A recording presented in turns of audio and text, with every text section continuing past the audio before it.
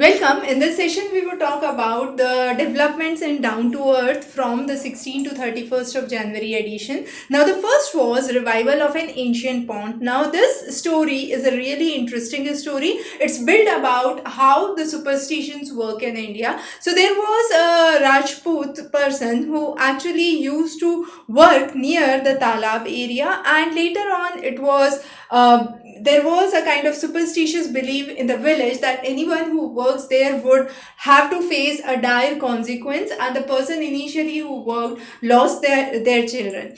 So there was no one working in and around that Talab area for a very long duration until there were efforts in 2019 which was taken by Rajput and his family to break down this crisis of water and remove the superstition from the village. So they actually brought in, with the help of Parmarth Samaj Sevi Sansthan, which is an NGO, they brought in many of the women from the village together to work for the cause rather than being going for one or two persons. There was a series or an entire community which was brought in, and then there were embankments that were built, repair work was done, and finally now this village is a self-sustaining village in terms of water requirements, with hand pumps yielding water to the best. And there were various efforts for water conservation which had been done. Finally, they were given the Swachh Sujal Shakti Award. Now coming on to another topic, which is the depreciation of rupee. So from mid September itself to early January, we have seen a significant fall in Indian rupee from 83 to 85, which is somewhere around 2 to 3 rupees fall, and this has been a very additional burden to the existing fiscal deficit of India. Also, the Union Cabinet has approved the continuation of the subsidy for DAP, which is the diammonium phosphate, which is used as a fertilizer in agriculture. Now, this subsidy, in addition, it is provided in addition to the national nutrient based subsidy scheme, and this itself would be a big burden. So if this current subsidy does not mitigate the impacts of the rupee depreciation that has been seen, we can see exceeding losses which could be seen, and potential rising fiscal account deficit for India. Now, another important topic of discussion for this month was the Bhopal gas tragedy. After 40 years of Bhopal gas incidents, we still face the pesticide residues, the PAFs, which is the polyfluoroalkyl substances, which are still at the site. So finally, it was decided by the Madhya Pradesh High Court order that Pitampura would be the area where this waste would be disposed. However, before it was requested that this would be disposed in the regions of Gujarat and the coastal areas near Alang, but this wasn't given permission, and there has been chances of huge toxic fumes by incineration of this waste, and therefore the residents of Pitampura have been wording against it. The next is the extreme heat. Now, climate change has contributed to 41 additional days of extreme heat, which was only in 2024. 2025, we are yet to witness higher heat waves and higher extreme heat phenomena. And there have been reports of global record-breaking temperature rise, unprecedented rainfall in certain areas, devastating floods from the regions of Kathmandu to the regions of Dubai, which is one of the regions known for its sand dunes. We are seeing these historic warmest years not only in India but even in Germany, Czechoslovakia, Australia. The next important is digital exclusion. Now, government has been constantly pushing for eKYC verification. However, there have been numerous cases where eKYC process has not been done smoothly. For example, one of the examples is from Rajsamand district in Rajasthan, where there was an old couple and their fingerprints did not match. So again, there was issues with KYC. They were unable to get the monthly allotment of 5 kg of wheat. Similarly, there were issues in and around the legal entities and the eKYC's government taxes, which the government claims which have been done. So for the PDS system, there is a text message which is issued instructing the fair price shop dealers to carry out the eKYC verification for all the ration card holders. However, this had not been brought into existence. The verification deadline was September. Later on, it was extended twice till December. And there have been removal of numerous names. As we said, senior citizens are the worst impacted because their fingerprints are not clearly visible. The Antyodaya beneficiaries are relying on this standard PDS ration system, the fair price shop systems, but if their pension has been stopped, they cannot complete their annual biometric verifications. There have been issues with the frozen bank accounts. The scholarship withdrawals have not been done because of the frozen bank accounts due to pending KYC formalities. Also, there have been the case of 3 Panis. Now, these were 3 women pensioners who were facing errors of biometric verification at the local e-Mitra kiosk, and therefore they were showing mismatch of Aadhaar and bank account, and they were not able to get the beneficiaries, or they were not able to get the benefits as said, right? The next was the Siang River. Now, Siang River in Arunachal Pradesh is one of the rivers that flows through the regions of Upper China region. And then here is one of the tribe which is known as the Adi tribe, one of the major tribes of Arunachal Pradesh, who have feared the displacement because of the building of the dam in the region. So, in the Siang area where the mega dam has been proposed, there have been a lot of geopolitics and human rights activists working there, speaking against the natural flow of Siang River, which would be disturbed, and also the risk of floods which would be caused because of the water release from China. Starting from the scratch, if we talk about in 1980s, the resistance began, and this was marketed by the community leaders nearby.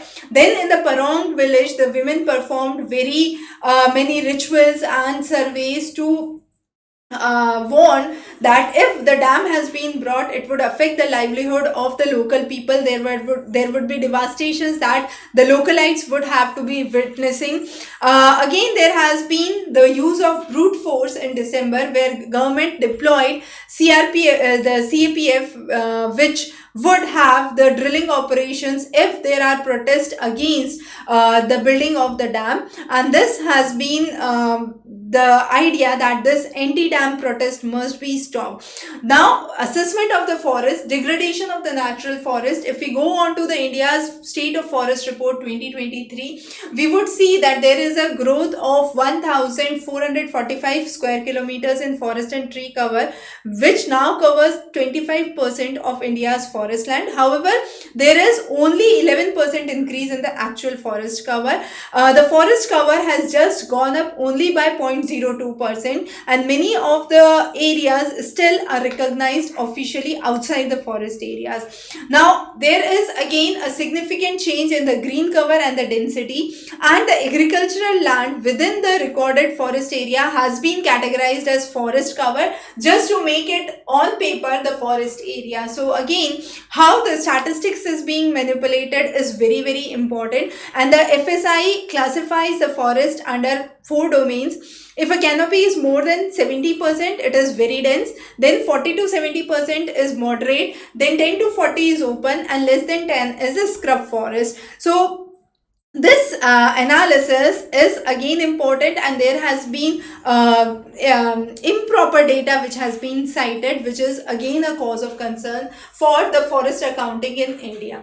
The next is between 2023 to 2013 to 2023, India's overall forest cover has increased only merely by 2% in 11 of the states. However, Northeast was one of the most affected states, with 6 of the 8 states which has seen a decrease in the forest cover, which is one of the regions known to preserve its culture, its local character, right?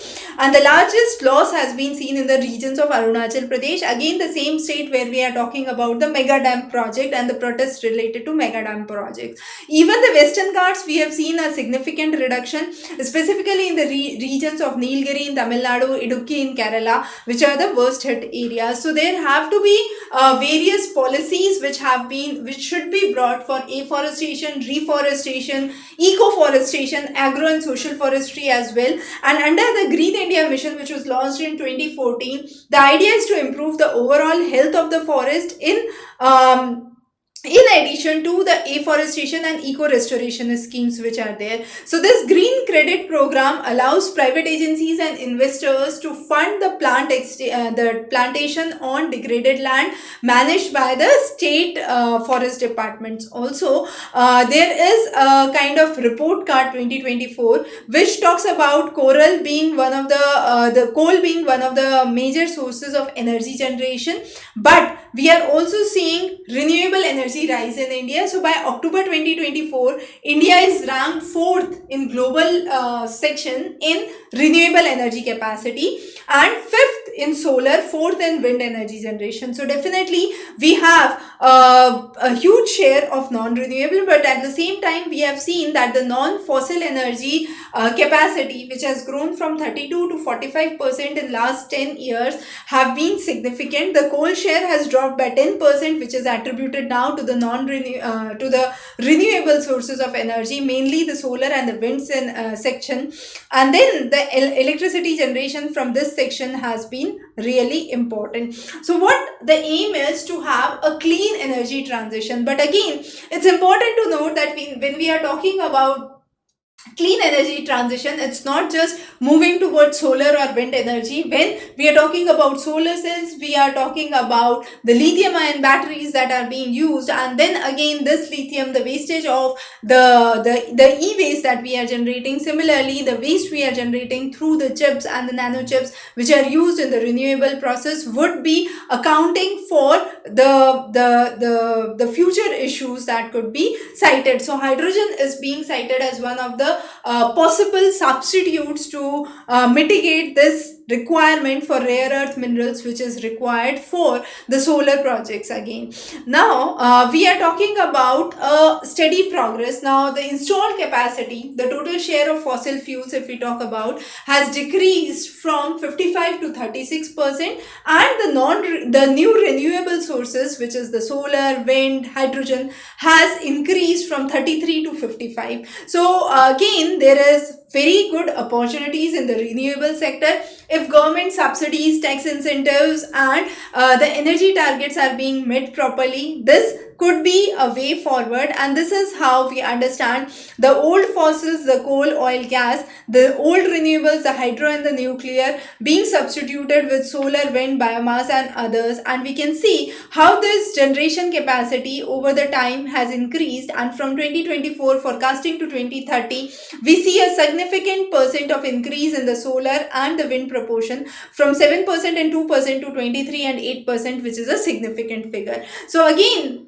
if we talk about the fossil based and the non-fossil based, the fossil base is decreasing, which is dark blue in color as you can see, and the light blue one, which is non-fossil base, is relatively increasing as you can see here. So over the years we have seen that the non-fossil base is increasing significantly, which is generating a good quantity here, right? Now coming on to optimizing the national grid. So Electricity Act of 2003 talks about the renewable purchase obligations to enable the states with higher renewable energies to sell excess energies to other, and this makes it a kind of obligation for all distribution companies to source a percentage of their electricity from the renewable sources and sell it or bring it as excess energy to the others. Now this serves two important objectives. One is to increase the procurement from the renewable sources and create a market,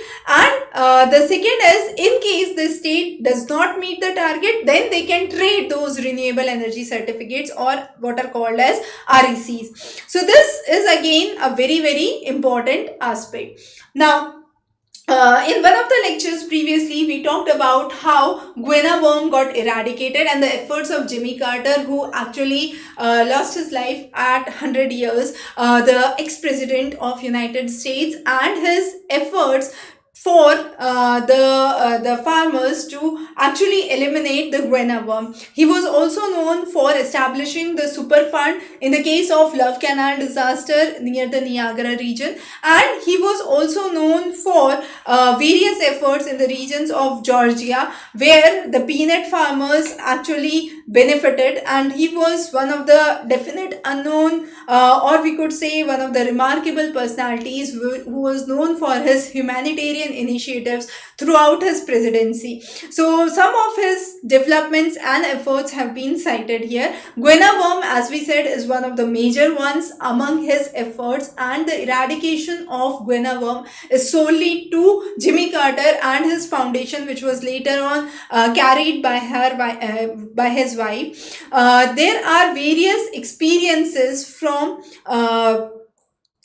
the poor, the forgotten, the neglected, and the hopeless who did not have proper access to the healthcare. And this Carter Center actually brought in a significant change in their lifestyle. So again, a very, very important aspect that we must take into account. Now here again, we are talking about how India gets resilient with the electricity generation and the green energy states, the green energy status in India. Some of the major leading states as Karnataka, Andhra, Gujarat, Punjab, and UP, and the rooftop solutions, the solutions how wind energy could actually bring in better options and opportunities, how wind energy could be installed in various parts, identifying the major hubs of wind energy generation. We have modules like Adani Wind 5.2 megawatts turbine, which is larger and efficient and offer better energy generation potential. Some of the mega projects have been released. There are 55 companies which are still waiting for the commissioning, and some of the major companies in the field of solar energy are Adani, Renew, Acme. In the wind energy, it is JSW and Adani Torrent. In hybrid, it is NTPC, Greenco, and Renew. So Renew and Adani being one of the major ones. Then we have the Kusum scheme. We have already talked about the Kisan Urja Suraksha Evam Utthan Mahabhiyan. This talks about providing farmers with solar water pumps, and then solar plants through which these pumps would work. Then the extra energy which a farmer could generate could be directly sold to the DISCOM, and farmers can have additional income besides the agricultural income that they are opting for. So there are various components, component A, B, and C. A talks about setting 10,000 megawatts of decentralized ground mount. B talks about off-grid solar water pumps, and C talks about solarizing grid connecting agricultural pumps, and the things go on in the same way. Now the next one is, in India, poverty has been to its historic low as per one of the assertions, but we don't have the real estimates and real data, because the official data and the official survey, the estimates of the poverty, the line has been changing. So rural citizen, if they are spending 137 a day, and urban citizen at 223, that is one of the guidelines for the per capita minimum expenditure that they for the per day minimum expenditure, and per capita at 4,122 and 6,996 for the urban and rural and the urban areas respectively. Now there is again a proxy for the income to assess the economic well-being, and this is known as MPCE proxy. Now this proxy is one of the criteria to understand what are the indicators that have been taken into account for household consumption and expenditure survey. The next is sacred groves. Now sacred groves is one of the upcoming topics, highly important for your UPSC this time. This is one of the major sections of even the environmental science students, and this talks about how to manage and govern the sacred groves nationwide. So identifying, protecting, and governing those areas where deities, natural spirits, ancestral spirits are being preserved. So there has to be a comprehensive policy nationwide to identify the size, the location, the extent, the boundaries for the sacred groves, and this would be referred under the Traditional Forest Dwellers Act and the Scheduled Tribes Act to protect them and to provide directives for the same. So community forest resources would be taken into account, and there have been various petitions which have been cited and marked for the same. The next one is some other news which include the HMPV virus from China again, which has been identified. We have covered a separate lecture on that. You can refer that. Australia has recently announced the ban on open fires in Victoria because of the severe heat wave conditions recently. Peru has talked about a 90 days environmental emergency in the northern province of Talara, and that was because of the oil spill from one of the refineries. Then one of the largest second-hand clothing market which lies in Akara in Ghana, that is known as Kantamanto market. That market had a massive fire. Two-thirds of the market was destroyed, and there was a significant economic loss for nearly 30,000 people. The three lions and one leopard at the Balasaheb Thackeray Gorewada International Zoological Park in Nagpur, they were affected by H5N1, which is the bird flu. The previous cases were reported in Oregon. If you go through the last Down to Earth edition, you would find that. And then there are grants which have been done under the Ministry of Environment, Forest and Climate Change for extension of thermal power plants to meet the sulfur dioxide standards in India and comply them, which would be divided into three categories until 2027-2029. So this would be an extension. And then we have been focusing on some of the aspects of natural calamity. For example, in Odisha, there have been unseasonal rains, and a state disaster response fund should be distributing compensation to the farmers for the same. So those are some of the important news. And then there was a trafficking of rare Indian flapshell turtles. Now these turtles were collected from the Mainpuri district in Uttar Pradesh and were illegally being exported to the regions of China through Uttarakhand. Each turtle at nearly 10,000 rupees. So this was again one of the important news. So knowing about the rare Indian shell turtle becomes important. You often have one or two questions talking about endangered and rare species under IUCN classification in India. So prepare well on this topic. And of course, we will now be starting a series of expected lectures before your prelims examination, which would include a series of 20 lectures, 2 from every sections across the 10 different categories ranging from science, technology, international relations, geography, environment, education, and so on. So stay tuned for a regular coverage of most important expected topics for your prelims examination. Thanks for joining in. Have a wonderful day. And of course, Down to Earth, Yojana and Kurukshetra would be brought regularly. Thank you.